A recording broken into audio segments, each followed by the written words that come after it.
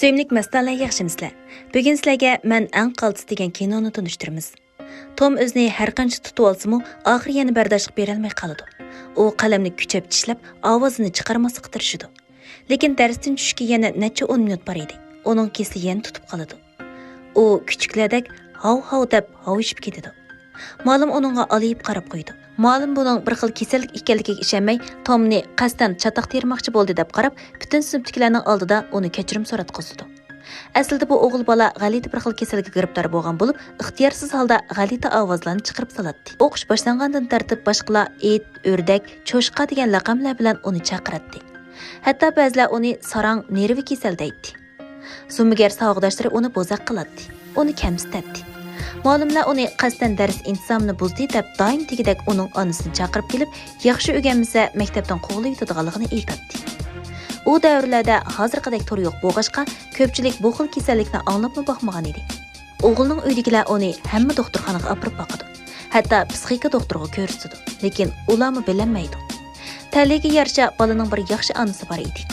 U bolasining qasdan qilmaganligiga ishonadi. U kutubxonaga berib, barliq kitoblarni ag'dirib, oxiri bu kasallik to'g'riliq uchurlarni tepib chiqadi. Bu dal to'liq kesli edi. Bu cho'ng miya xato uchur yo'llaganlikdan kelib chiqadigan, badan ixtiyorsiz harakatlanib ketadigan bir xil kasallik edi. Ayol doktorni izlab berib, bu xil kasallikning texi davosi tepilmaganligini anglab, qattiq umidsinib yig'lab ketadi. O'g'il bola opasiga: "Apa, bu kunlarni o'tib ketadi" deydi. Bu o'g'il bola haqiqiy turmushda mavjud bo'lgan bir shaxs. Bu kino uning ish izlariga asosan ishlangan. Uzun o'tmay apsi bolani to'liq keslik kichik gruppasiga ilib boradi. Bu yerdagi kishilarning hammasi bu xil kasalga giribdor bo'lgan bo'lib, ba'zilari dir-dir titraydi, ba'zilari to'xtamasdan tamg'a o'zini uradi. Ular muzokara qilganda jamiyatdagilardan to'xtamasdan bizni tushunmaydi deb og'rindi. Apsi uni bu yerdan ilib ketadi. U biz dunyodan nafratlanadigan, qoqshaydigan emas, balki dunyoni o'zgartiradiganlardan, taqdirga jang e'lon qilguvchilardan bo'lishimiz kerak deydi. O'tir maktabga chiqqandan keyin bola yana maktabdagilarning masxara obyektiga aylanib qoladi. U bu xil qarashlarga ko'nib qolgan edi. Dars vaqtida muallim uni sinfning keyniga opirib, sinfdagilarga ta'tir qaratib o'ltirg'izib qo'ydi. Yilqidak olishlar yana boshlandi. Oxiri uni maktab mudiri chaqirdi. Dal mush yerda u o'zining bir umriga ta'sir ko'rsatadigan kishi bilan uchrashdi. U dal maktab mudiri edi.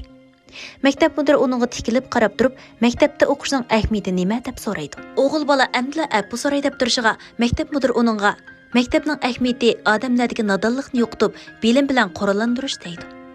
Ondan u bolani maktabda echilgan muzika kechaligiga qatnashishga taklif qiladi. Bola azaldan bunday so'rinlarga qatnashib baxmagan edi.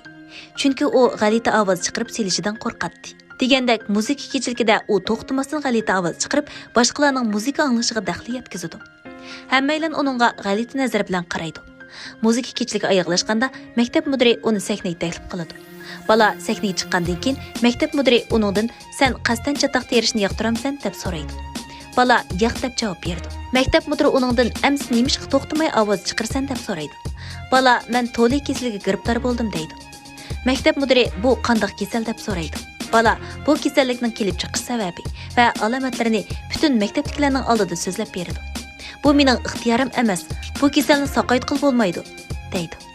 Maktab mudiri "Biz qanday qilsak senga yordam bera olamiz" deb so'raydi. Bola "Mening faqat odatdagi odamlardek yashag'im bor" deydi. Bola sahnadan ayrilganda uningga madad berganmi yoki ilhom berganmi? Ko'pchilikning hammasi ixtiyorsiz chavoq chaladi. Bola tunji qitim boshqalarning tushunishiga erishib, kechirim so'rashga majbur bo'lmaydi. U asta maktab mudiriga qaraydi. Maktab mudiri cho'ng davlilarni so'zlab o'ltirganlarni qoyil qilman demadi yoki buyruq qilmadi. U faqat bir necha ig'iz oddiy gap so'ragan bo'lsa-mu, bir bolaning qalbidagi yerni saqaytgan edi. Mana bu ma'rifning kuchi.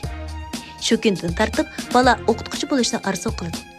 Nurg'un yillardan keyin u kasal azobini yengib, oliy maktabni bitirdi. U o'qituvchi bo'lish irodasidan voz kechmaydi. Lekin cho'nglarning dunyosi kichiklarnikidan murakkab edi. U texnik ko'p har qitim 100 turani imtihonga qatnashganda boshqalar uni kamsitadi. Ba'zilar buni yushratdi, ba'zilar hayron qoladi. Chunki bu ar so'zlaganda to'xtamay har xil g'ayri ovozlarni chiqaradi. Yana texi dirildab titraydi. Bu to'liq kasal deb ataladi. U davrlarda bu kasalni bildiganlar noyta oz edi. Uni tushundiganlar texmi oz edi. Mayli kinoxona, kutubxona, oshxonalarda bo'lsin, boshqalarning g'ayri nazariga uchrab turadi. Golf top o'ynag'ili borganda hatto qo'g'lab chiqariladi. U bundaq ishlarga allaqachon ko'nib qolgan edi. Bu bir haqiqiy shaxs. Bu xil g'alit kasallikka giribtor bo'lgan bo'lsa-mu, lekin u yanada o'qituvchi bo'lishni orzu qiladi. Lekin to'xtamasdan g'alit ovoz chiqaradigan o'qituvchini qanchalik odam qabul qila oladi? U hamma yerda rad qilinishga uchraydi. Ko'pinchisi adab bilan rad qiladi. Lekin ba'zi adabsiz kishilar uningga bundaq kasal turib, yana nimaga o'qituvchi bo'laman deysiz deydi. U ularga radiya berdi. Lekin o'zi yolg'iz qolganda u yanada o'zini tutolmay qoladi. Ümidsizlandi, g'azablanadi. U g'ayriy ovoz chiqarishdan saqlanmoqchi bo'ladi. U o'zini tishlab boqadi, urib boqadi, lekin yanada o'zini kontrol qila olmaydi. U siz yurgan kunlarda qurilish o'rniga berib madkorlik qiladi. 24 qitim rad qilingandan keyin oxir bir boshlang'ich maktab uni qabul qilmoqchi bo'ladi. U texi o'zining yaxshi o'qituvchi ekanligini isbotlamay turibla, birinchi turkum o'quvchilari sinfga kirib keladi. Bu o'quvchilarning hammasi asli boshqa sinfdagi eng nachar o'quvchilar bo'lib, o'qituvchilar ulardan bezor bo'lg'achqa uning sinfiga chiqarib qo'ydi degandek. U sinfdagi bolalarni qarshi aql chiqqanda bir o'g'il bola uni G'alita apandi deb chaqirdi.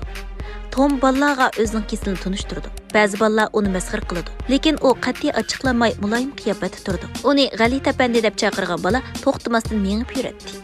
Tom bolaga o'rnidan ayrilishdan ilgari qo'l ko'tarib so'rashni aytdi. Bola yana uni G'alita apandim deb chaqirdi. Darsdan tushganda yana bir muallim uningga "U asli mening sinfim" deydi. U to'xtamay midirlab turdi. Yana tititliq keslaba, diqqatini yig'olmaydi. O'rganishga faqat mos kelmaydi deydi. Ham Tomga uni maktabdan chekindirish taklifi berdi. O'xshash gapni Tom kichigida nurg'un qitim anglagan edi. Nurg'un muallimlar uningga maktabdan chekinishni aytgan edi. Shunga u hargiz bu o'g'il bolani kamsitmaydi. Bir kuni Tom kichik o'g'il bolaning hojatxona temiga satkab yozayotganligini ko'rib qolib, o'qishdan qaytganda uni sinfda ilib qilib, uning bilan mungdishdi. Bola uningga o'zining kichigidan tortib, kitob o'qishga o'shikkanligini aytib berdi. Tom tunchi qitim o'z beshidan o'tganlarni o'g'il bolaga so'zlab berdi. Amaliyotda men bu kitob o'qishga o'sh deydi. To'liq kasallikka giribtor bo'lgan har bir bola diqqatini yig'olmaydi. U bolaga naq maydonda his qilib yiqishni aytdi. Bola kitob o'qimoqchi bo'lsa, Tom har xil ovozlarni chiqarishga boshlaydi. Bola diqqatini markazlashtirolmaydi. Bola shundala uni tushunib, asli sizning kitob o'qishingiz shuncha taskanda. Sizga selishtirganda mening kitob o'qishim xeyli osonkan deydi. Shuning bilan Tomning tarbiyalashi va hamrohligida bola oxiri qalbini tinchlantirib, kitob o'qishga herisman bo'lib ketadi. Shuning bilan u bir tashlandiq bolani qutqizib, har qitim bu kichik qizning chechining bargan sira azlab ketib borganligini ko'rganda, er qizdan nima bo'lganligini so'raydi. Qiz oddiylik qilib, ximiylik davolashning aks ta'siri deydi.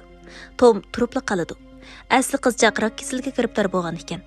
Shu kundan tartib bu qizga texmi ko'ngil bilishga boshlaydi. Har kuni uningga astoydillik bilan o'g'itadi. Uning holidan xabar oladi. Uni xushal qilishga tirishadi. Kichik qizchaq nihoyat umoq va yuvosh edi. U Tomga "Men uyimdagilarning o'g'irliqcha yosh to'kkunini ko'rsam azoblanaman" deydi.